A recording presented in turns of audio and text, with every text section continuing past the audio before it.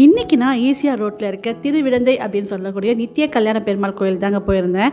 இந்த கோயில் 108 திவ்ய தேசங்கள்லேயும் ஒரு கோயிலாகும்.